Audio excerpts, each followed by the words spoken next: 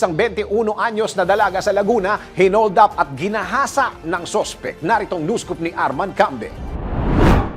Isang 21 anyos na factory worker ang hinold up at hinalin isang 44 anyos na lalaki sa barangay Sirang Lupa, Calamba City, Laguna kahapon na madaling araw. Kinilanan ng pulisya ang biktima si alias Angel sa residente na nasabing lugar, samantalang nakilala naman ng suspect si alias Richard. Walang trabaho at hiwalay sa asawa. Base sa investigasyon, hinarang umano ni Richard ang biktima sa isang tulay at sabi siyang hinila sa isang madamong lugar ng barangay. Doon naman hinali ng suspect ang biktima. Matapos ang panggagahasa, kinuha pa ng suspect ang cellphone, ATM card at wallet ni Angel, tsaka ito mabilis ang tumakas. Samantalang mabilis naman nagsumbong sa himpilan ng pulis ang biktima.